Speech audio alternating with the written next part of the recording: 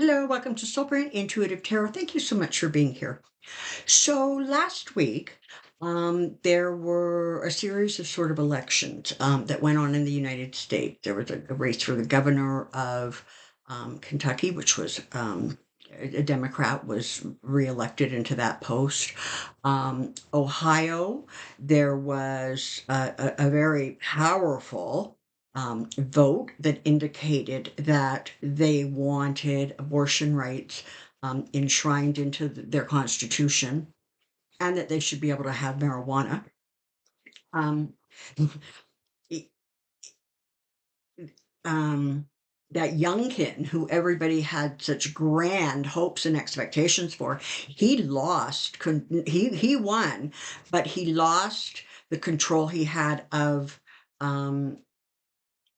I can't remember now if it was the House or the Senate, but both of them are now Democratic and yeah, in Democrat rule, and so he is diminished. So one has to wonder, first of all, I mean, there's been a lot of sort of chatter about, well, the Dems are doing really good, but, Biden is not so much, et cetera, et cetera. We're going to leave that be because I think, me and everybody else has sort of said, wait till the spring. And that's where you're going to really, really see the Biden force coming out and really, really gearing up towards that election.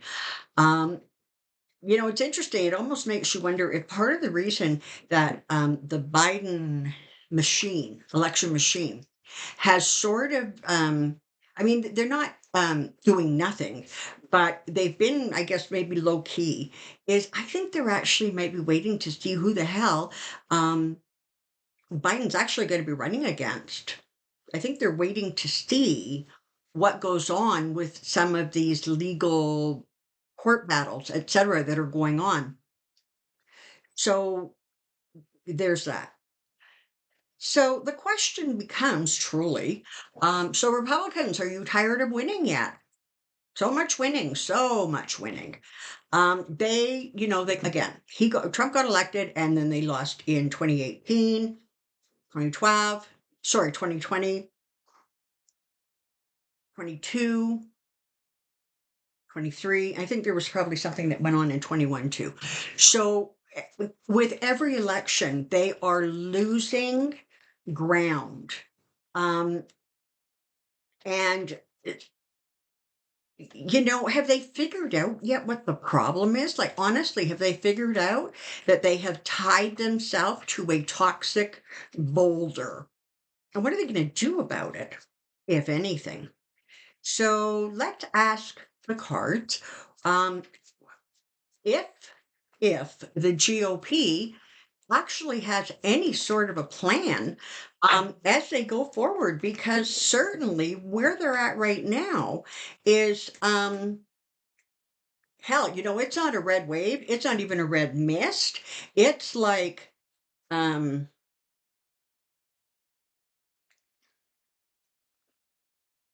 like a red line, like a negative column, like when, you said these people say their books are in the red, it like that.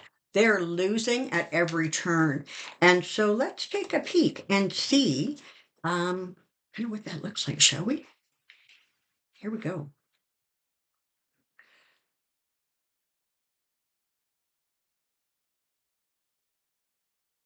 GOP strategy going forward, GOP strategy going forward, GOP strategy going forward. I think what we're going to find is that in some ways they are locked in and they can't actually do much right now. They tied themselves too closely to Trump, and there is not a way for them to be able to, um, walk away from this.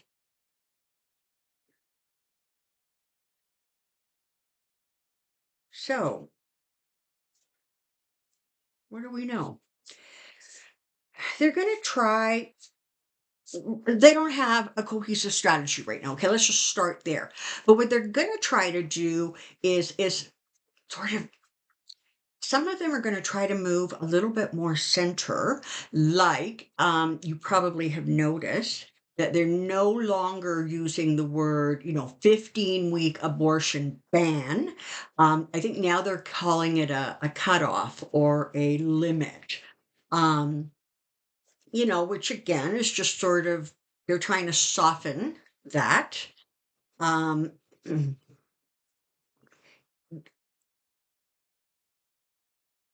so you've got the Republican Party has truly split into sort of it's almost like 3 separate camps. So you have the mega Republicans, okay, the Boberts, the Greens, the Gateses, okay?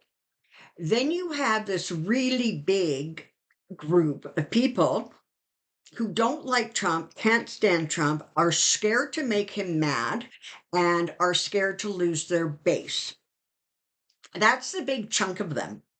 And they will do whatever Trump tells them to do because they're just not prepared to, be on the receiving end of his wrath. And then you have this tiny little group of people who, like the Romneys, who are like, we know the right thing to do. The right thing is not happening. I'm retiring. I'm going to spend more time with my family. I'm not running again, whatever they're saying. So what you have is these sort of two extremes with a whole bunch of spineless jellyfish in the middle who honestly are going to lean whichever way it looks like there is the greatest strength. And where there is the greatest strength right now, again, is, by following blindly um, this fool, just this fool, right? Um, they recognize they recognize that they're losing. They trust me, they know it.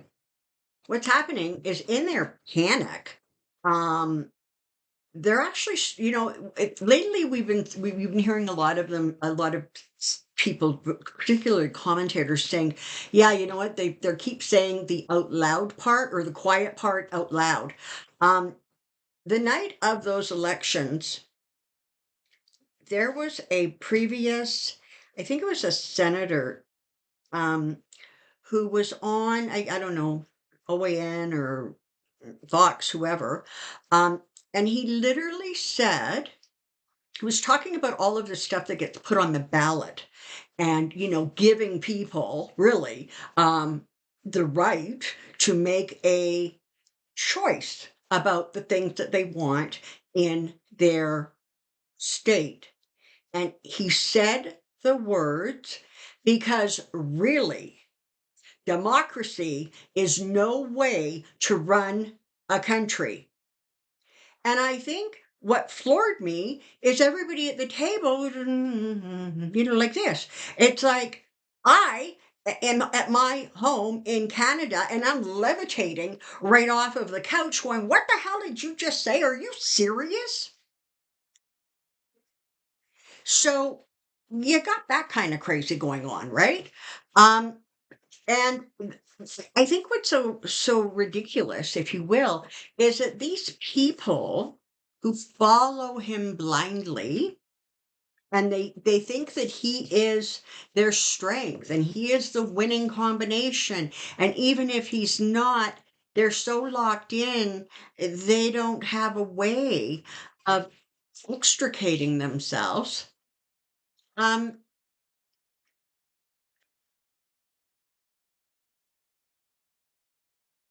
they just they almost like don't react to anything. um there is no pushback in any significant way um to just about anything. If you think about it, they've kind of gone pretty quiet because the last thing they want to do is have to answer hard questions, and they're not prepared to answer those hard questions. They definitely know that if they manage to pull off any sort of a victory, it's going to be nothing short of a miracle because they recognize that, this fish is rotting from the head down. And that head has become more cognitively questionable. He has become more like unstable, more vicious. He says he's making it abundantly clear that should he win another election, he is going to turn the country, into an autocracy or a dictatorship or whatever the hell he can manage because he wants to be the head guy. And what absolutely slays me is these people around him who apparently are incapable not only of reading the writing on the wall, but just looking back a few months and asking themselves what happened to the people who have supported him? What kind of shape are the lawyers in? What kind of the shape are the sycophants in? The- But for some magical reason, with magical thinking, they think that they're the ones who are going to rise to the right hand. Trump isn't going to have a right hand. He doesn't want a right hand. All he wants is people who will say, "Yes, sir. How far up your butt did you want me to kiss you?" And so, where these people think that they're going to end up in a position of prominence or power just confuses the hell out of me because it doesn't make any sense. He's not going to have anybody um, close by him because he would view it sort of like as a threat, right? Um, Even if he gets the nomination, which I don't think he's going to, but he is going to really, really, really delay um, naming a vice president. And when he does, I suspect it's going to be somebody who is even weaker than Pence was, because he doesn't want any competition at that level. So, what the hell is the strategy? What's going on with these guys? They're kind of seeing their dream trickle down the drain. And as of right now, energetically, where they're sitting, honestly, is we're too locked in. We can't back away from him. In many cases, we can't condone or support what he's saying, so we're going to be quiet. And a great many of them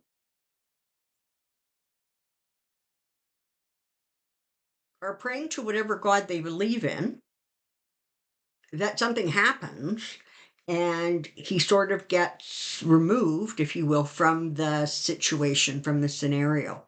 But again, because they're Republicans and they're not thinking very clearly, there is nobody to step in. I mean, what, Nikki Haley with, what is it, 8%? DeSantis with 14? Like, they have nobody who's can jump in. And I mean, I guess Youngkin was their big white hope, and that didn't work out so well. So, they one of the things that seems to have happened under the Trump rule is that the Republicans now are in that crazy place where exactly like Trump, they say whatever they need to say to get out of the moment and they don't think about the consequences, and that seems to be the energy around the party. And then you have the Mitch McConnell who's like pulling his hair out, and he has basically lost control of his senators. All right, he can't control them. He can't get that Tupperville guy to settle the hell down and stop blocking all of those military appointments. He doesn't have control of his senators. And so you have a House that is, being run by MAGA Mike, and they don't appear to be able to even figure out how to get a budget on the floor, which I think funding's going to run, I believe, later on this week. They took the whole weekend off. They tootled off out of Washington on Thursday, and they're not coming, they didn't come back till Monday. Um, there doesn't seem to be a plan to avert a shutdown. And I don't know if Mega Mike thinks in some twisted way in his little tunnel vision life that that's going to make the Dems look bad. He is very, very much mistaken. And, Republicans with experience understand that. Part of the problem with this Mike guy is that he doesn't have the experience, he doesn't have the wisdom, and he doesn't have the political savvy. And because he wears blinders, um, he is not interested in hearing or absorbing anything that does not conform to his very limited and rigid view of whatever, of life, of marriage, of the government, of abortion, of freedom. If it's not exactly in alignment, he doesn't want to hear it. So he's not even receptive to, um, looking at other options. So, okay, so what do you have here? You have the front runner who is being diminished day by day. Okay, just mentally, you can see the deterioration. He is losing support. The hard baked ones, they're baked in the cake already. They're not going to change their mind. But moderates are fleeing. Okay. Um, and mentally, you can see the deterioration that's going on there. I mean, half the time he thinks we're going to be entering into World War II. He thinks he's running against Obama. He's just sometimes he thinks he's running against Bush. Like, I don't know, maybe beads, Biden, Bush. Somehow he's a mess. You have a house that is being run by somebody who is completely ill-equipped to run the house, and you have the Senate that has started to where Mitch McConnell, who was the great politician his whole life, he should have damn well retired the last election cycle. He really should have. He would have gone out at least with a high, but now he is also being diminished. You know, he can't control his senators. What is the Republican Party? Well, the Republican Party is like a bunch of chickens running around without their heads. They have no real leader. They have no direction. They have no focus. And so they're just running around. I was going to say squawking, but they can't even squawk because they don't have any heads left on them. So this is kind of the energy of that Republican Party. And the problem is they can see the writing on the wall. They really, really can. They know they're going down. They know they're going down, and they know that they're not going to win. They know they can see the end coming, okay? But they can't figure out how to fix it because, frankly, they're too far down this stream. And Trump has the boat, he's in control of the boat. And so all they're doing is sort of holding on for dear life and truly, truly hoping that something happens to sort of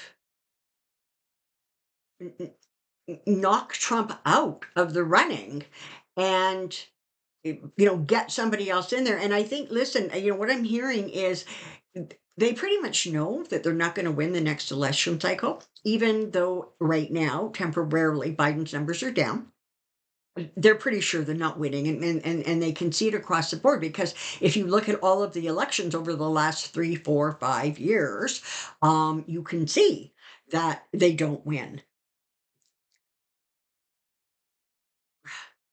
In some ways, they would rather something happen to Trump and they not win, but they can at least then step back and try to create a new Republican Party that um, is not quite so extreme. I mean, good luck with that. But maybe if Trump is no longer dictating what people should say and do and think, they might be able to pull it back.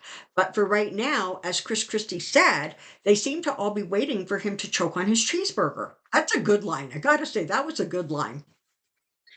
Okay, so that's where we are. So what you have is a Democratic Party that has been very busy and doing the things they do and working very hard. Biden has honestly, he's going to go down as one of the most productive presidents in decades and decades. But that's not, it's not really obvious right now to a lot of people, but it will be.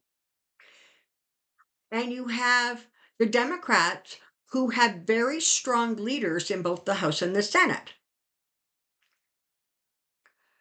And then you have the Republican Party that is just crumbling, literally like sand through your fingers. And so that's where the party is at. The big problem and the concern is that they have enough power left to create a lot of blocks and to create a situation, an environment where stuff is not getting done.